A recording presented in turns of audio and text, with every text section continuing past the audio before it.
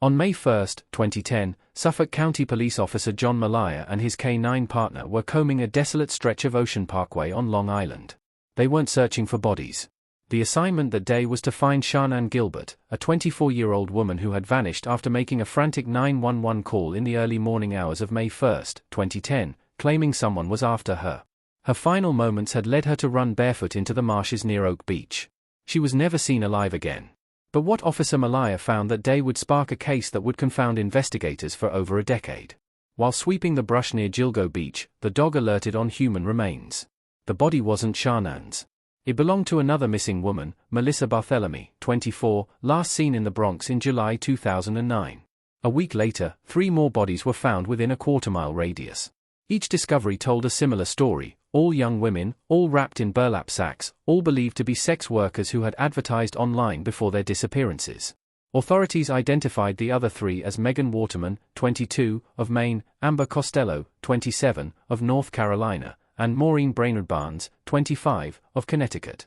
All 4 women had vanished between 2007 and 2010, their remains left close together in a pattern that suggested deliberate staging.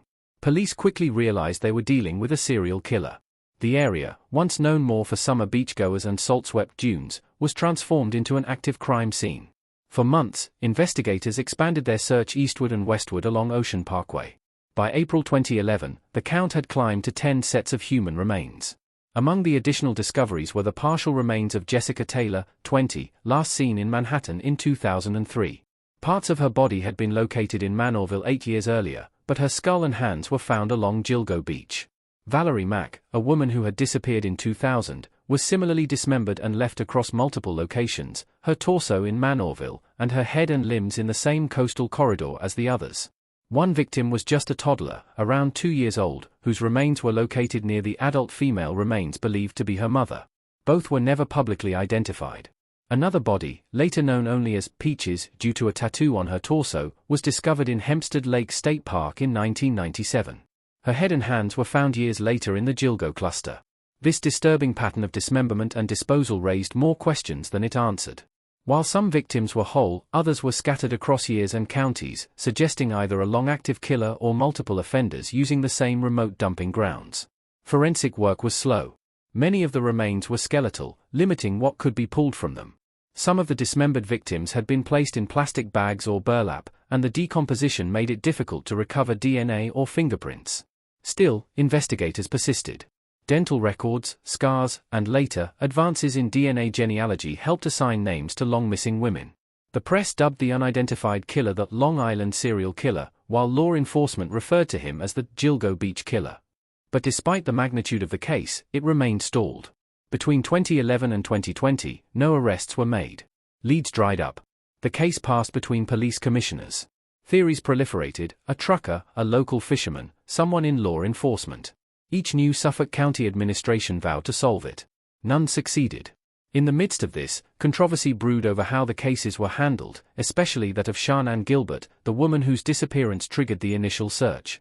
In December 2011, 18 months after she vanished, her remains were found in the marshes near Oak Beach, roughly half a mile from where she was last seen. Authorities determined her death was likely accidental drowning. Her family rejected that conclusion and insisted she had met foul play. The Gilbert case divided opinion. Some investigators believed she wasn't connected to the other killings, citing differences in cause of death and body condition. Others pointed to her 23-minute 911 call and the eerie similarities in location and victim profile. Regardless, it kept pressure on the department to keep the case alive.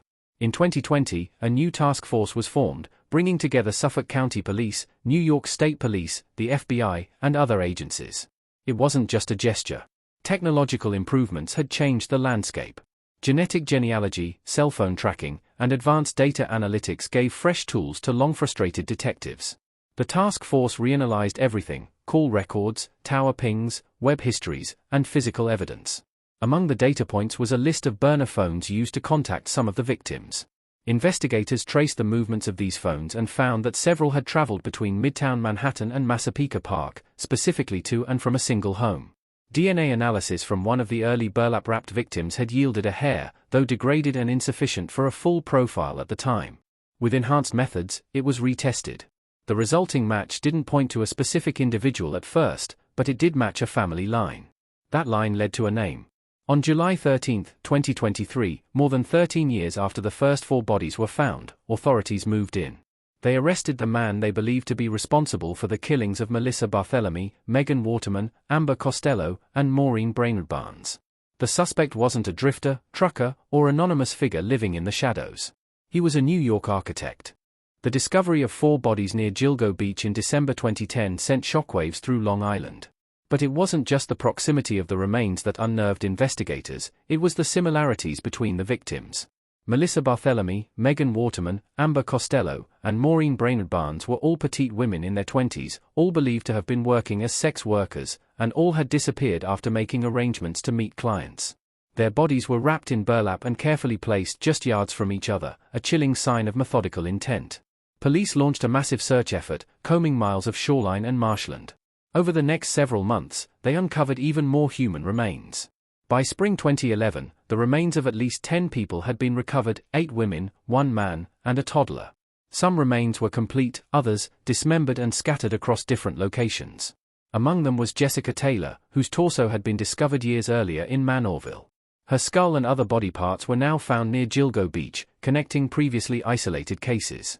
With so many victims, and such a spread of timelines and methods, law enforcement began to consider the possibility of multiple killers.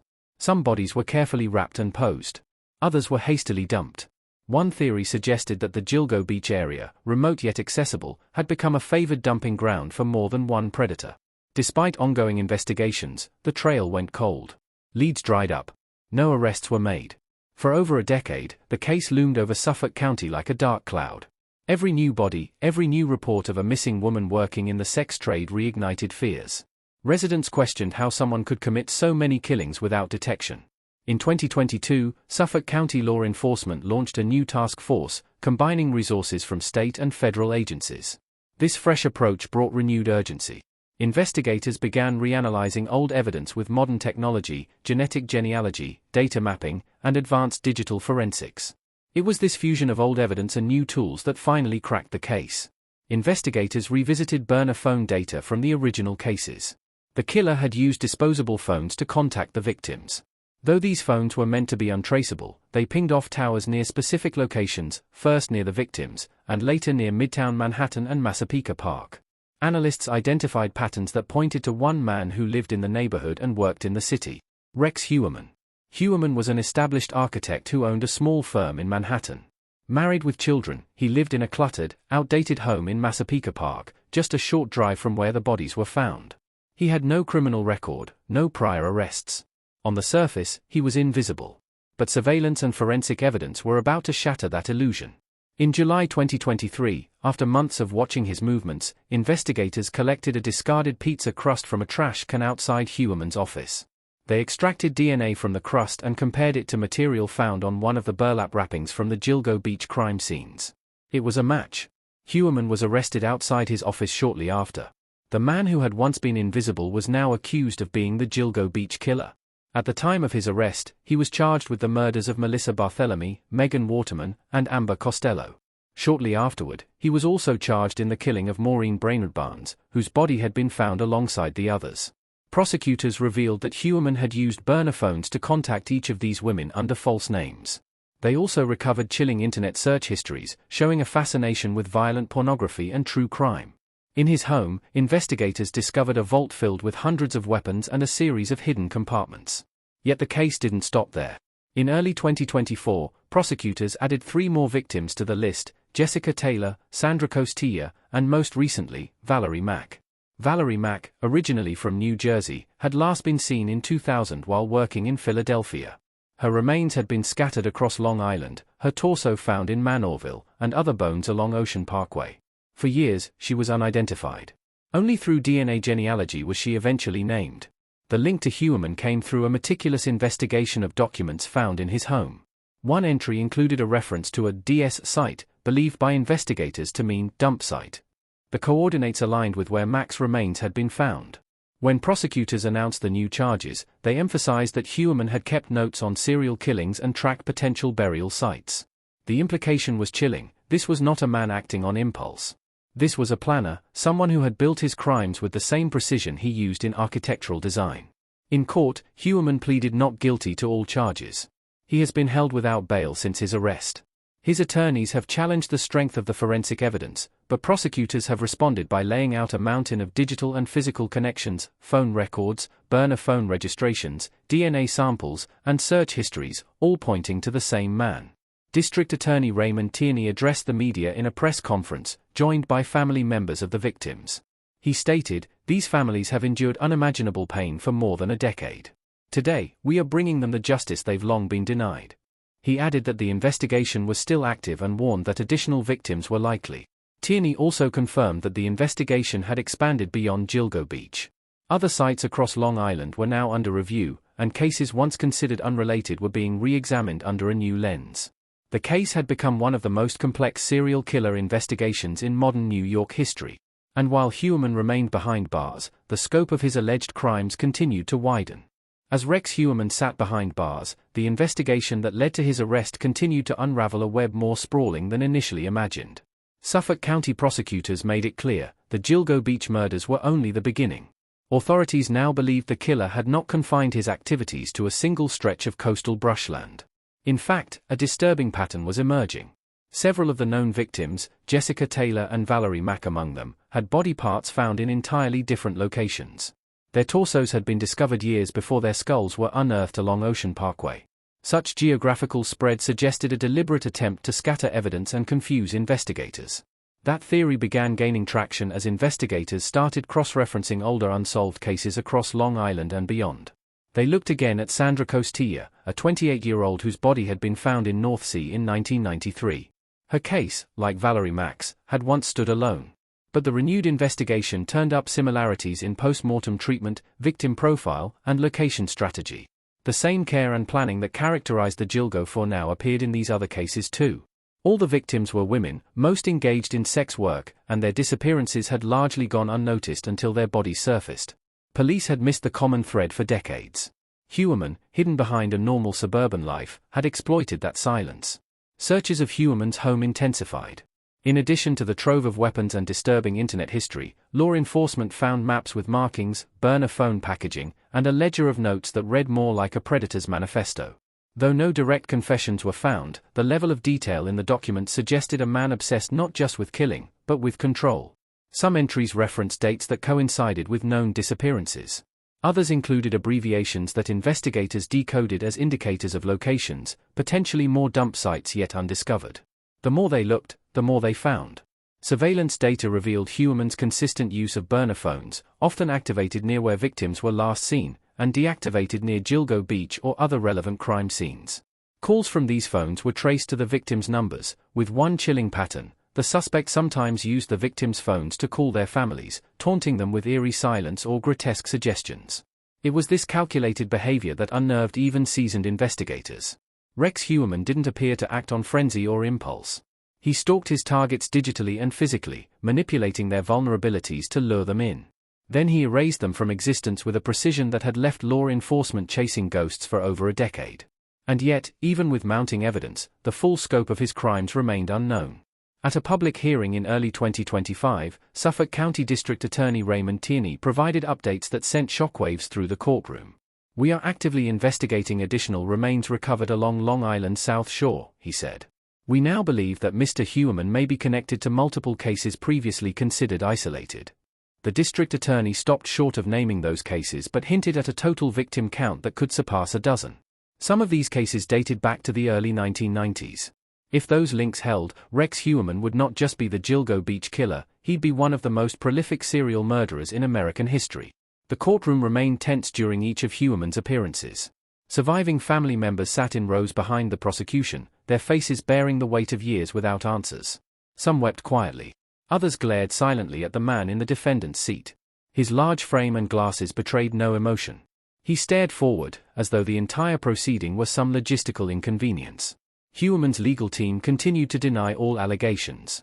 They pointed to the circumstantial nature of some evidence, the years of cold case mismanagement, and the media frenzy that followed his arrest. But prosecutors fired back with undeniable DNA links, matching mitochondrial evidence from Heuermann's family members found on items recovered with several victims. Though his family was cleared of involvement, the genetic material placed the accused murderer at the crime scenes, sometimes decades before. Forensic breakthroughs, especially in digital analysis, became key to the prosecution's case. Deleted files recovered from hard drives included thousands of disturbing images, hours of violent content, and detailed searches for Long Island serial killer victims years before the case re-emerged in headlines. One particularly damning document was a hand-drawn timeline of disappearances, matching real-life victim dates too closely to dismiss as coincidence. By April 2025, new excavation efforts began at previously dismissed locations referenced in Heuermann's notes. One site near Fire Island yielded skeletal fragments later confirmed as human. Investigators remained cautious but confirmed that the area would be treated as an active crime scene. The possibility of finding more victims was now a grim expectation. Despite the growing mountain of evidence, no trial date had been set. Prosecutors were deliberate, opting to consolidate the cases into a single, formidable prosecution.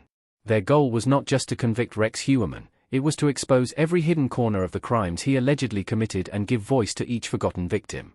For the families, the pursuit of justice was long overdue.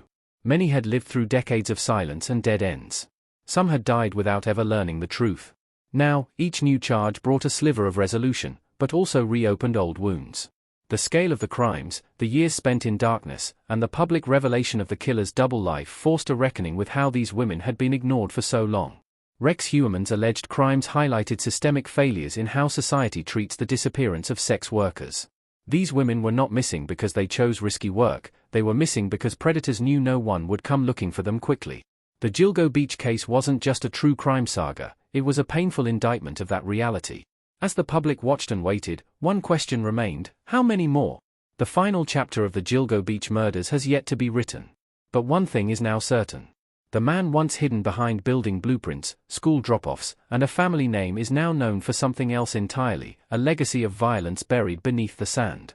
Thank you for listening to Crime Echoes with Lewis. For more content like this, please like this video and subscribe to my channel.